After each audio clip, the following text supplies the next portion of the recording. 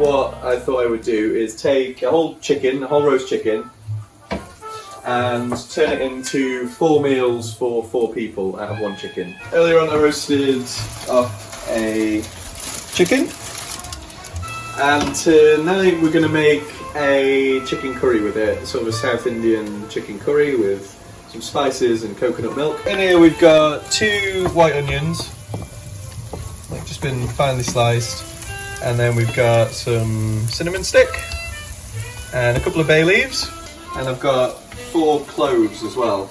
And you want to take them till there's a little bit of colour on them, so you're not just softening them, you are trying to get them sort of golden brown as well. I've got 4 cloves of garlic and about 2.5 inches of ginger that I've just finely grated. Cook that off for a couple of minutes. So if the pan's looking a bit dry, it's always useful to have I've got a little jug of water here. If your pan is ever looking a little bit dry and you don't want to add more oil to it because you think it's going to be greasy, then just have a little bit of water on the side and just add a little bit of that, and it'll help cook down each element. And then we're going to add our ground spices. Here we've got half a heaped teaspoon of turmeric, a heaped teaspoon, it looks a lot but really get it heaped up on there. That's a heaped teaspoon of ground coriander. We've got half a teaspoon of garam masala, a teaspoon of chili flakes, and 2 teaspoons of tomato puree. So that's all going to go in now. And you want to cook them out for a couple of minutes. And by this point it should smell really good. It smells really good. And then what we're going to do is add in a whole tin of coconut milk.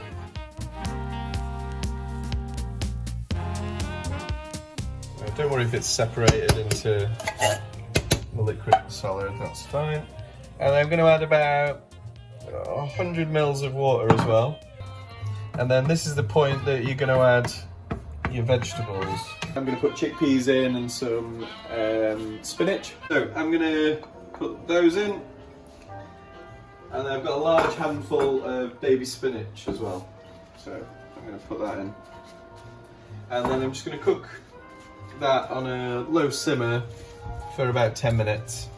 Right, so I've got my roast chicken here, and then for this curry we're just going to use both the legs. So you just want to cut the skin there, and then it's just as simple really as pulling them down against the joint. Now all of that juice, and I cooked it on a couple of onions and a bit of garlic, so keep all that. So off the 2 legs there we've got that much meat. I'm going to add that into the curry. Now obviously the chicken's already cooked through and it's still pretty hot here, so a small handful of cashew nuts, and I've roasted them and ground them up in a little pestle and mortar with a little bit of water until it's almost like a paste. This is to make it, give it sort of that cormery feel to it. Add those in. This is just 2 diced, sort of roughly diced salad tomatoes. And then you want to cook them out for about 4 or 5 minutes. Add, at this point, just about 1.5 teaspoons of salt there, while we cook that out. And then the last thing I'm going to add is, I've got about half a packet of coriander I've just chopped up. So just add that at the last minute and stir it through.